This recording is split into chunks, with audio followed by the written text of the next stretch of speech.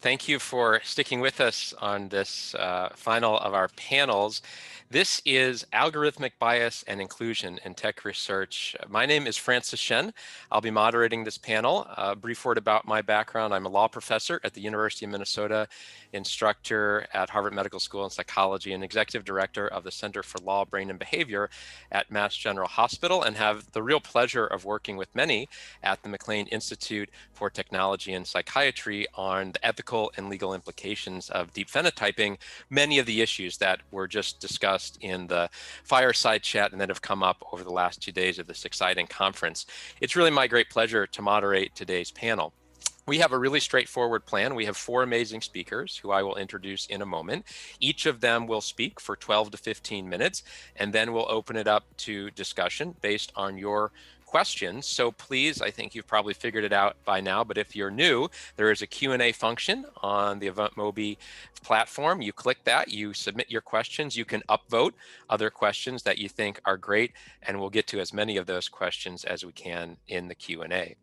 Our 4 speakers today and the presentations they'll be making are as follows. The order will be Dr. Jonathan Jackson discussing addressing algorithmic bias using community engagement. Then we'll hear from Dr. Nicole Martinez-Martin on focusing on fairness and bias in digital phenotyping for mental health. Then our third presenter, Dr. Mason Marks, on bias in AI-based suicide predictions. And finally, Chelsea Barabas from MIT on beyond bias, contending with issues of race, exploitation, and innovation in ethical AI. So it's a really wonderful panel.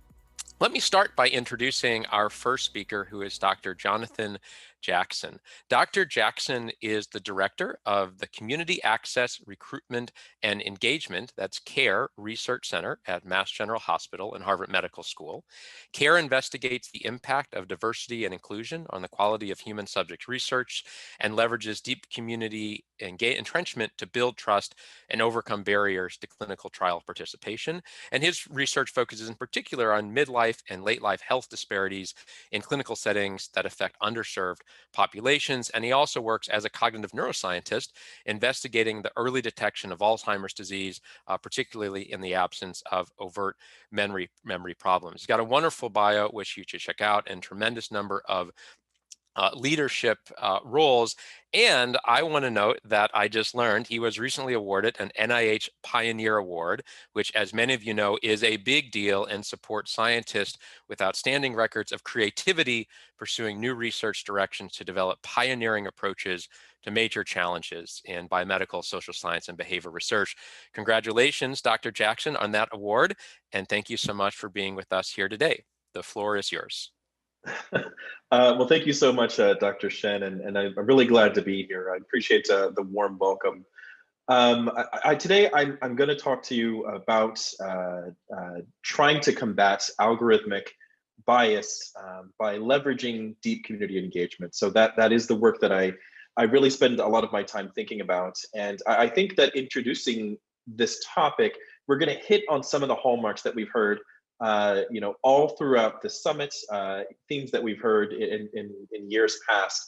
And I want to emphasize that, of course, over the course of the last 3 days, we've repeatedly touted the promise and the potential of technological innovation to do what we do best, which is to advance psychiatric care, to advance mental well-being, to make sure that we can find ways of being faster and more accurate with these assessments and diagnostics, and to be timely and proactive with treatment. But I think at the heart of this and every other talk is, we have to ask ourselves, advancing for whom and under what context?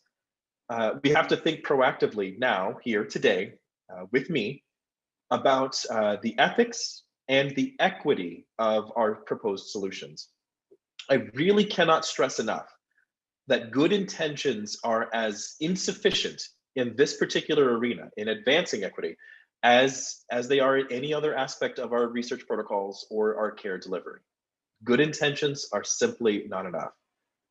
Acknowledging the bias, or more likely what we do, acknowledging the potential for bias, is not the same as addressing the underlying bias. It must be modeled before it can be appropriately addressed. So in order to get us off on the right foot in talking about the community, we have to ensure that there are always three things that we have to be aware of as we start to be more heavily dependent on algorithmic support in our work. So I just want you to remember these three things. It's pretty simple. So fidelity, accountability, and transparency. So you can remember that as fact. So yeah, I'm telling you to be as fat as possible as we advance our work. But as always, think about who gets to benefit from being fat and under what circumstances. So that is, if we're talking more concretely about measures of accountability and transparency in particular, for whom do we mean and when, how frequently, how often, and who gets to change the terms of engagement if something needs to be altered. We don't think of algorithmic bias as a danger or a concern because we know it's of a sufficiently large magnitude. It's more a danger because we do not know its magnitude. We don't know which or how severe the threat is to our causal reasoning. And so algorithms, as we all must be so tired of hearing by now, do not eliminate our systemic biases as often as they magnify them.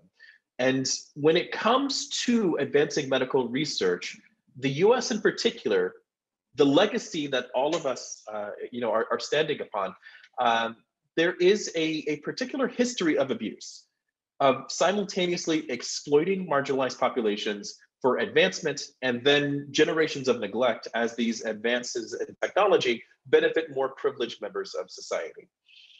So typically, historically speaking, this is most often evident in whatever technology was most advanced at the time. So as we developed understanding of radiation, we experimented on the heads of Black children, on prisoners, on our own Japanese American citizens.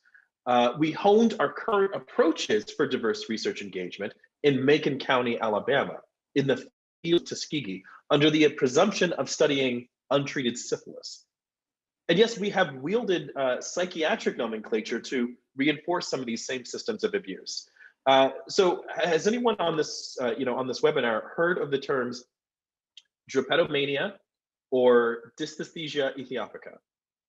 If you haven't, you're not alone, but these are psychiatric disorders that would cause an enslaved African to be lazy or to run away, respectively. The technological solution of the day was to beat them, but only sometimes, and in extreme cases, cut off the big toes of each foot. So maybe some of you have heard more familiar terms like idiot or moron. Now, these weren't developed with the intention of being weaponized against people of color, but nevertheless, they were used to destabilize civil rights efforts in the 1920s and to force sterilization of women of color for decades, quite possibly to the present day. And more recently, we know that there was a 2018 meta-analysis by Charles Olbert and colleagues, which found that Black psychiatric patients were 240% more likely to be diagnosed with schizophrenia. Rather than just questioning some of those systemic factors, most published articles simply attributed that disparity without evidence to epigenetic factors, that it was essential to Blackness.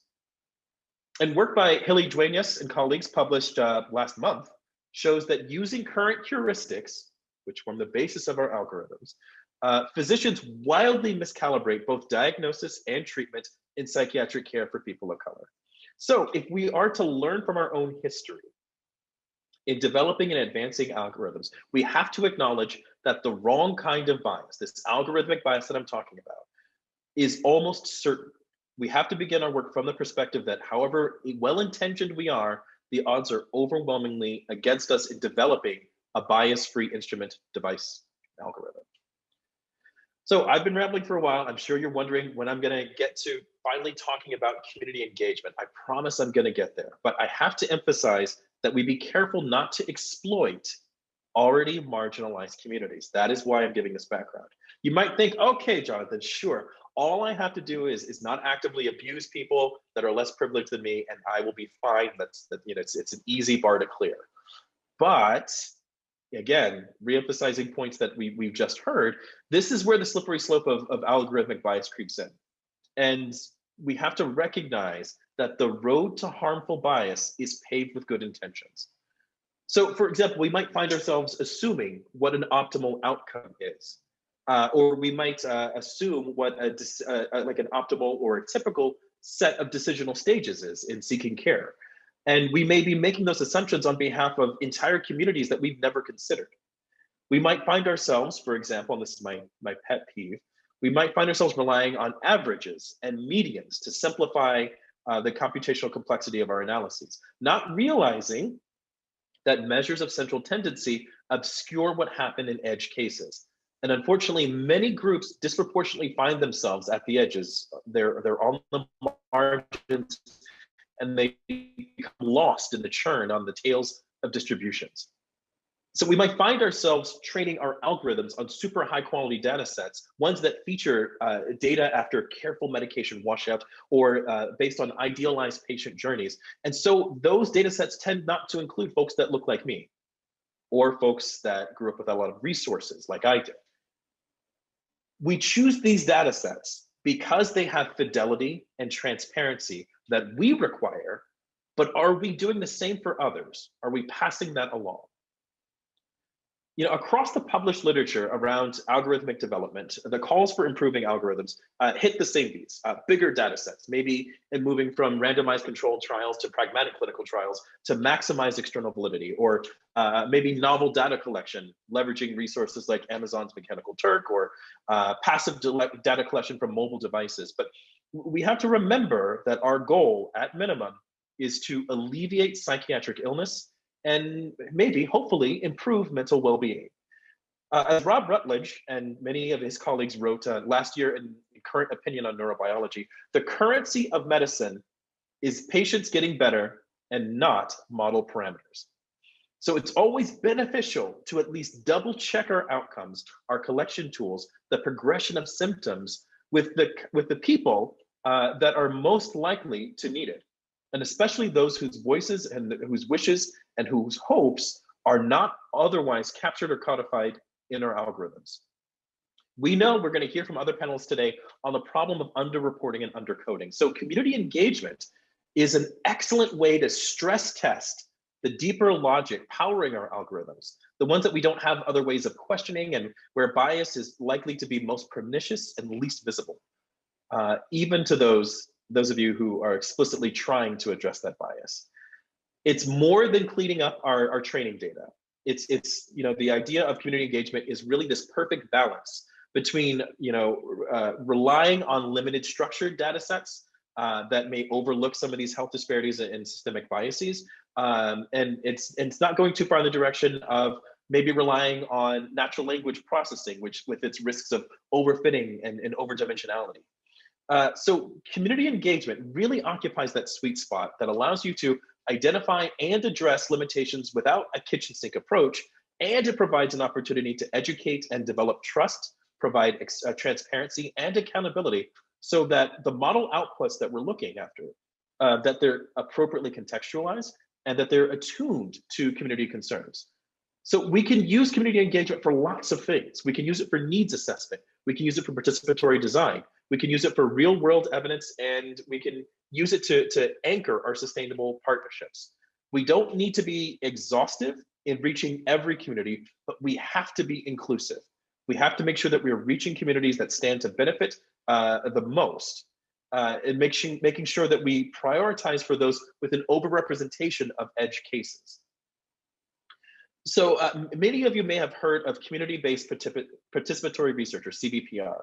There are lots and lots of flavors of CBPR, but it's a really wide open field, and I would say that it's difficult to achieve any kind of deep representation using CBPR without operating via some sort of gatekeeper model. And so you're going to have to go to some sort of community leader, whether that is like a civil servant or somebody who leads a prominent organization. The one piece of advice that I have is to really try not to rely on problematic heuristics when you're identifying these opportunities. So for example, not all members of certain demographics attend church, and not all members of certain demographics are going to frequent a randomly selected barbershop that's proximal to your place of work. You have to be thoughtful, and you have to be scientific, and you have to remember that you must be mechanistically driven in developing your community engagement model, just as you are with every other aspect of your work. So there are some models of CBPR that are useful to incorporate and to do so as early as possible. It's never too late to try to bring these in. So I just want to highlight a couple of examples. The use of community engagement studios, which was pioneered in Nashville in 2015. The idea of using sharebacks these are both sort of moving on beyond the idea of focus groups. And they're promising for exactly this reason. They're not simply focus groups, and they're not simply community advisory boards. So engagement studios, first of all, they are this really interesting structured program that gets project-specific input from patients and community stakeholders, and it really works to to improve aspects of design, implementation, and dissemination, particularly of clinical research. And it's really, really crucial to incorporate this as early in your planning process as possible. But the other side of that, the community sharebacks, these really provide a really concrete and dynamic framework to ensure that the marginalized groups, the ones that we all want to be included, really remain at the forefront of communication efforts. So you have to bear in mind that as technologists, who are trying to reach groups that are not typically represented in our training data sets, we have to provide some benefit to these communities for giving us their time and expertise. So usually I split this into three categories. You have to give them some benefits related to time, money, or information. It's really best to give all three if you can. But failing that, you have to give at least one. Otherwise, there's going to be no return of value, and you're not going to find a lot of interest. Now, if you don't know which one of those three to pick, remember I mentioned time, money, and information. Start with information. Many of us are technologists, we're researchers, we're scientists. We traffic in information. So remember what I said about accountability and transparency. If you are ensuring that you're fulfilling these criteria with underserved communities in mind, the evidence seems to show quite strongly that you will be well powered for more central, for more typical cases as well. So community engagement, and the reason why I'm not being prescriptive about what you should do is because it really must be a process of relationship building, and it has to be a process of reinforcing that relationship continuously over time. So the take-home message is, I mentioned a couple of models about community engagement studios and the share box, but don't just drop into communities with these models fully formed. You really need to check in and confirm with representative stakeholders first. So the best implementations of any flavor of CBPR really involves capacity building with communities. So the opportunities have to be there for lay stakeholders, not you, not your company, not your investors, to own some aspect of the algorithm development or verification process. So for those looking for specific examples of success, and you really have to be careful with that because you should also be looking for failures. Meharry and Vanderbilt have developed a lot of these models around engagement studios and sharebacks under the leadership of Consuelo Wilkins over the last 5 years. So there's lots of papers published, and I can point you in the right direction if there's interest. In closing, I really want to say that this is not a matter of goodwill or social justice. This is not a matter of corporate social responsibility or PR opportunities. And it's also not really even community engagement. So I have to apologize here at the end of my talk because the title is like a little bit misleading here. To incorporate the voices of the marginalized is just good. It's just good science. It's good engineering. It's good clinical practice. So we always have to remember to continually examine those three things that I mentioned earlier: fidelity, accountability, and transparency of our work through this lens to make sure, that we're being ethical and equitable, but mainly because this is how you advance rigorous science. This is simply how it's done. We have to move beyond averages and central tendency. We have to move beyond neat and tidy training data sets. And we have to make sure that we're improving outcomes for everybody, not just the median participant. And community engagement is the easiest, cheapest, most robust way to achieve that goal. So with that said, I'm going to wrap up my talk here and turn things back over to our moderator, Dr. Chen. Thank you. Thank you.